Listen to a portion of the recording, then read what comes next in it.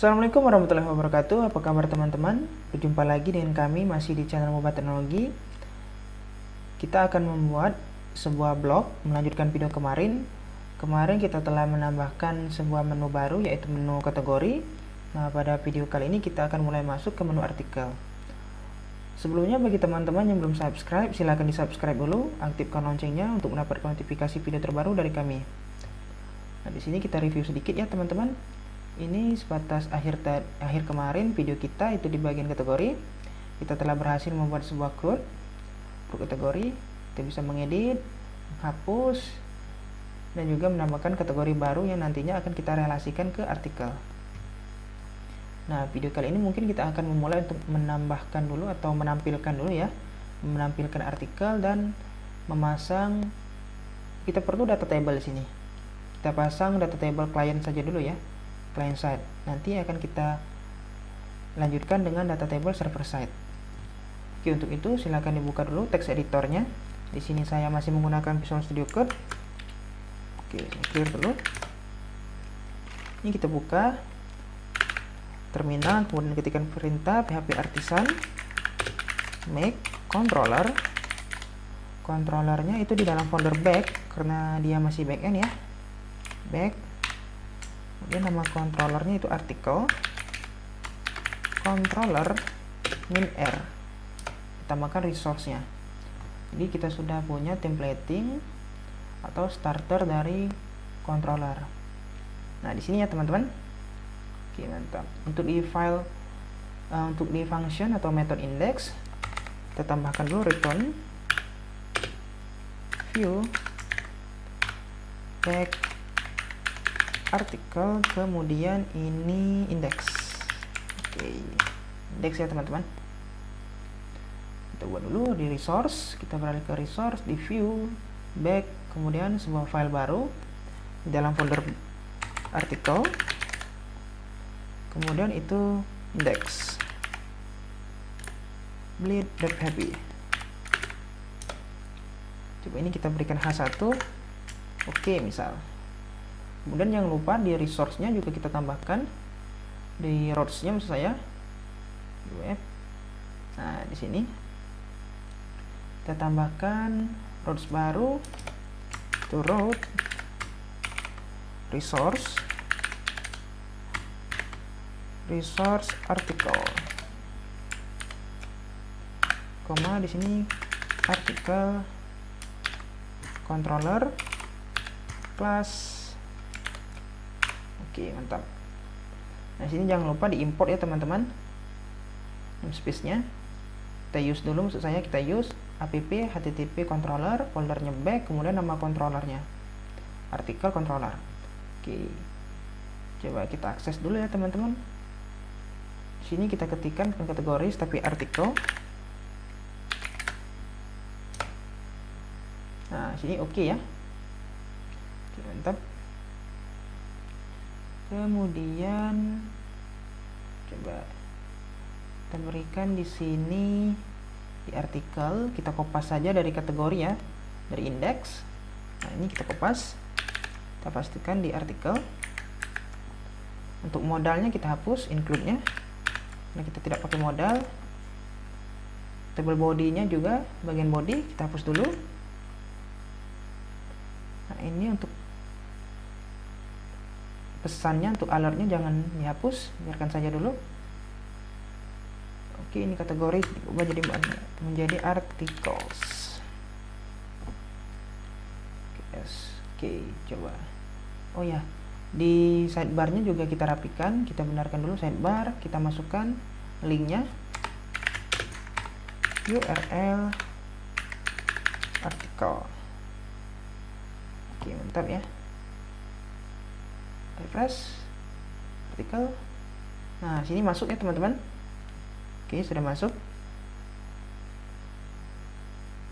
Oke, langsung saja kita tambahkan dulu di database, di tabel artikel. Kita tambahkan manual saja dulu, insert.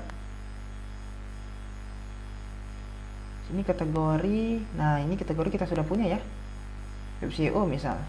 Titelnya cara membuat website SEO misal. Kita kopas, Slide-nya kita pastekan di sini, tapi kita ganti menjadi huruf kecil dan spasi kita ganti menjadi strip. Oke, website. Ini kemudian cara. Oke. Description-nya kita sembarang saja. Description, image-nya misal default.jpg, sembarang saja dulu. View-nya misal 0. Statusnya 0. Tanggal dipublish mungkin besok, kita pilih besok tanggal 15. Sekarang tanggal 14 ya teman-teman. Kemudian dibuat tanggal 14, update dibuat tanggal 14 juga. Oke, klik go. Nah, sini harusnya sudah masuk datanya. Kita punya 1 di sini. Coba kita tampilkan di sini ya teman-teman. Di kolom di tabelnya sini name, title, kemudian kategori, lalu bukan selain kategori apa ya kira-kira, gambar. Nanti kalau sudah punya gambar, mungkin statusnya ya teman-teman, status. Kita butuh status di sini, status, kemudian publish date misal, publish date. Oke, function cukup. Kategorinya bahasa Inggris ya, kategori misal. Oke, refresh. Di sini sudah masuk ya, sudah tampil maksud saya perubahannya. Coba di sini kita beralih ke artikel controller. Oke, di sini kita berikan sebuah variabel baru nanti, articles. Sini artikel, kita panggil modelnya. Nah, sini apps model artikel latest terbaru, kemudian get. Oke. Sudah cukup articles. Kemudian kita for each di sini ya teman-teman. For each articles, table row, table data, loop, iteration. Yang td lagi, td. Ini title, item, title, dan kategori ID ya kalau nggak salah. Oke, nah ini kategori ID. Kemudian status, kemudian publish date,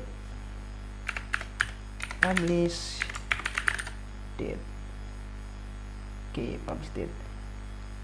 Terakhir itu function. Ya teman-teman, intermezzo, itu yang Shopee, itu button. Ini kita pakai href saja untuk link, class btn secondary. Ini detail, kemudian success atau primary saja, primary untuk edit, danger untuk delete. Oke, seperti ini saja dulu. Oke, kita tambahkan juga di sini text center ya sekalian. Text center. Coba kita lihat hasilnya, refresh. Nah, sini sudah muncul ya teman-teman. Oke, mantap. Tapi di sini jika teman-teman perhatikan kategorinya 3. Seharusnya kategorinya 3 itu coba kita klik. Nah, web SEO harusnya muncul web SEO. Bagaimana cara membuat relasinya? Sedangkan di migration, coba kita kembali dulu. Kita buka di bagian migration, di bagian artikelnya. Nah, di sini kita sudah tambahkan foreign ID-nya ya. Foreign key maksud saya.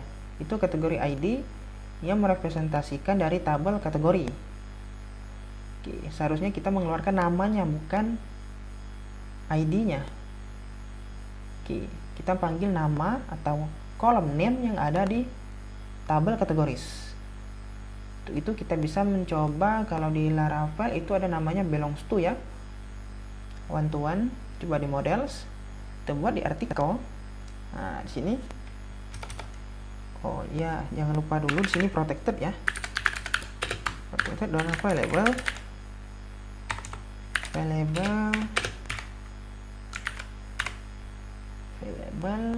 Kolom yang diizinkan untuk diisi, artikel, SQL. Coba ini kita select saja, kita kopas dari kategori ID sampai publish date. Di kopas, kita pastekan di sini. Nah, ini kita ganti kutipnya, backticknya kita kutip. Jadi kutip satu di atas. Oke. Ini kita buat relasi di sini. Relasi ke kategoris, misal kita gunakan belongs to. Nah, seperti ini kita hapus ya, belongs to. Bentar ya, kita hapus. Ini mungkin kita import. Nah, sudah masuk belongs to nya. Nah, ini nama fungsinya untuk memanggil relasi ke kategori. Biasanya saya menggunakan huruf besar di awal untuk penanda saja, C. Jadi misal kategori dari tabel kategoris. Nah, foreign key-nya apa? Foreign-nya itu kategori. Jadi ID. Tapi karena kita sudah membuat namanya di migration sesuai dengan standar, jadi kita tidak perlu tambahkan ini. Seperti ini saja sudah cukup. Oke, coba kita tes ya. Nah, untuk memanggilnya bukan seperti ini ya teman-teman. Kalau ini kita memanggil kolom kategori ID. Kita panggil dulu relasinya di sini kategori name. Nah, kita memanggil kategori name. Tapi di artikelnya kita tambahkan dulu. Di sini with apa? With relasi yang mana? Ini tambahkan kategori. Nah, sesuai dengan function yang ada di model. Ini ya teman-teman. Oke, coba kita refresh. Apakah ada error? Oke, sini error ya. App models kategoris. App model kategoris. Oke, salah. Oh, modelnya kategori, bukan kategoris ya teman-teman. Oke, ternyata sama dengan nama functionnya ini. Nah, kategori. Oke, coba refresh lagi. Nah, kategorinya sudah berhasil berubah menjadi web SEO. Mantap, sesuai dengan yang ada di folder database Laravel blog, tabel artikel, kategori ID-nya 3, yang mana ID 3 itu di tabel kategori adalah web SEO. Nah, ini. Coba kita ganti menjadi 2 ya teman-teman ID-nya. Kita tes. Kita ganti menjadi 2. Nah, di sini sudah ada pilihan kesehatan. Seharusnya di aplikasi juga berubah menjadi kesehatan. Nah, seperti ini. Coba kita kembalikan lagi ya. Menjadi web SEO. Oke. Press. Nah, ini web SEO lagi ya. Mantap. Oke, sekalian kita tambahkan juga data table. Data table Bootstrap 5. Saya besarkan. Example. Oke. Nah, ini ya teman-teman, kita ambil ini. Coba. Ini HTML, CSS-nya. Nah, kita mulai dari CSS-nya saja dulu. Ini kita kopas. Kita copy linknya. Copy link. Kemudian teman-teman bisa sebenarnya kita tempel di layout, di template sini. Nah, kita tempel. Tapi menurut saya ini kurang efektif. Kenapa? Kalau di sini artinya kita menempelkan di seluruh halaman itu harus ada atau mempresentasikan ada data table di setiap halaman. Coba ini Ctrl U. Kita refresh. Nah, di sini terpanggil juga dia. Coba kita beralih ke dashboard. Oh, belum aktif ternyata. Dashboard. Ctrl U. Nah, ada juga. Padahal dashboard tidak ada atau belum kita pasang data table. Bagaimana caranya agar setiap halaman itu dinamis asetnya sesuai dengan halaman masing-masing. Nah, untuk itu kita punya di Laravel fungsi namanya stack. Nah, stack CSS misal. Di sini kita bisa berikan komentar itu misal panggil CSS sesuai atau panggil CSS dinamis per halaman. Nah, stack ini boleh diisi, boleh tidak. Nah, di sini misal kita pakai CSS, kita panggil push. Nah, cara pakainya itu push CSS. Kita buat di sini link CSS. Kita pastekan tadi data table-nya. Nah, seperti ini ya. Coba kita refresh lagi. Di dashboard itu hilang. Nah, hilang di dashboard ya, teman-teman. Di dashboard tidak ada. Coba kita pergi ke kategori, Ctrl U. Oke, juga tidak ada ya. Seharusnya ada di sini push CSS. Coba push CSS. Sini di template-nya itu stack CSS. Oke, coba kita Ctrl Shift R. Oh, ternyata bukan di kategori ya, harusnya di artikel saya. Nah, di artikel. Oke. Ini masih kategori. Ctrl U. Nah, di artikel sudah ada ya, teman-teman. Oke, mantap. Lanjut kita ambil. Oh, yang pertama itu ternyata teman-teman kita ambil Bootstrap min CSS. Padahal kita sudah ada ya Bootstrap min CSS. Dan nanti kita timpa saja, ini copy. Nah, di sini di index di artikel ya. Kita hapus karena kita sudah punya Bootstrap-nya, CDN-nya. Nah, cukup ini saja dulu. Kemudian sama di template kita tambahkan juga stack untuk JS-nya. Stack JS. Nah, seperti ini. Ini kita juga push juga. Push JS. Nah, jika teman-teman perhatikan ini hampir mirip dengan cara kerja include, header, dan footer di PHP native yang pernah saya ajarkan kemarin di video full CRUD PHP. Nah, ini tapi di sini lebih dinamis. Kalau yang kemarin itu kita hanya include asetnya saja atau template-nya saja seperti itu. Nah, ini asetnya dinamis kita buat. Jadi lebih ringan. Setiap halaman itu hanya meloading atau memanggil resource sesuai yang mereka butuhkan. Oke, di sini JavaScript-nya. Nah, ini kita punya 3 ya. Kita punya jQuery, kemudian jQuery data table, kemudian data table Bootstrap min JS. Oke, kita copy satu-satu. Copy script src, paste lagi, copy lagi, script src, paste, script, copy link, paste kan. Oke, yang terakhir itu di bawahnya script. Kita panggil ini jQuery-nya, pastekan di sini. Nah, example ini kita ganti ya, data table misal. Oke. Nah, sini kita berikan ID ya, ID data table.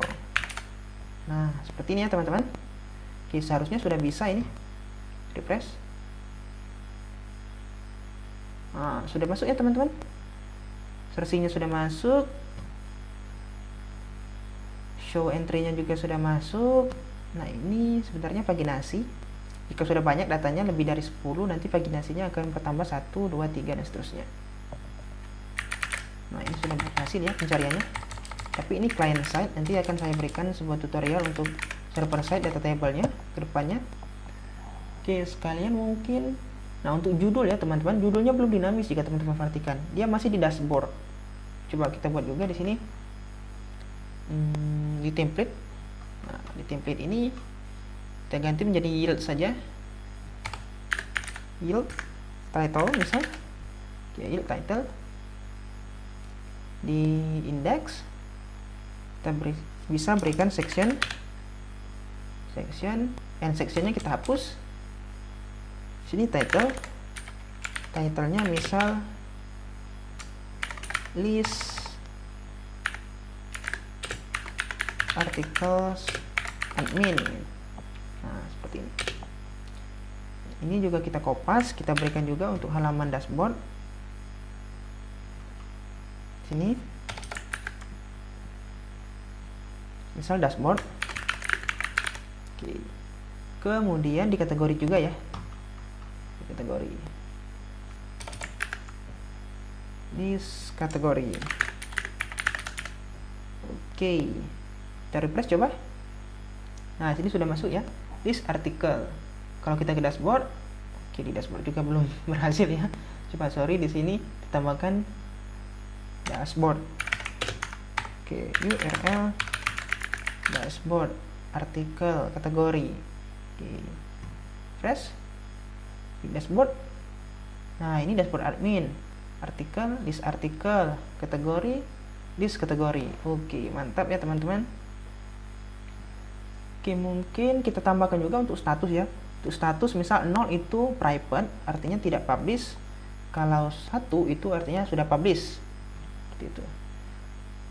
Oke, coba di sini di bagian index dashboard tapi index artikel, scroll ke bawah. Nah, ini kita punya status ya. Nah, status ini coba kita enter dulu. Ini saya kopas, saya cut saja, cut. Kita berikan if else, if $status item, maksud saya item status sama dengan 0. Nah, sama dengan 0 kita maunya apa? Tadi kan seperti ini tadi, hanya melakukan echo atau mengeluarkan nilai dari kolom status. Kalau di sini kita ganti saja menjadi span, menggunakan bg saja ya, class bg danger, misal bg danger itu private. Oke, artinya selain 1 kita selain 0 kita berikan 1, misal nanti bukan bg danger tapi sukses dan dia published. Nah, oke, coba refresh. Nah, sini private. Nah, nanti di halaman depan, di halaman blognya, kalau private kita tidak tampilkan ya teman-teman, kita tidak tampilkan di sini. Oke, coba kita ganti value-nya, manual saja dulu. Status kita ganti menjadi 1. Harusnya ini berganti menjadi published ya. Refresh. Nah, di sini published ya teman-teman. Oke, mantap. Atau kita tambahkan lagi ya satu kolom view. Nah, di sini kategori status, setelah kategori itu views. Sini views. Oke. Refresh. Nah, viewsnya 0, artinya 0 kali dilihat ya teman-teman. Tambahkan kali di sini. Nah, 0 kali dilihat. Oke, nanti ketika diklik detail atau diklik lihat, baca atau read atau selengkapnya, dia akan menambahkan setiap kali dilihat ya. Jadi 1, 2, 3 dan seterusnya. Oke, mungkin untuk video kali ini cukup sampai di sini saja dulu ya teman-teman. Mohon maaf jika banyak kekeliruan atau kesalahan. Jika teman-teman mempunyai best practice atau cara yang lebih baik, silahkan berikan saran di komentar. Jangan lupa untuk bergabung di channel Telegram kami ya, atau grup Telegram kami. Jangan lupa juga di subscribe, di share agar lebih banyak bermanfaat untuk video kali ini ya. Sampai jumpa di video berikutnya. Terima kasih.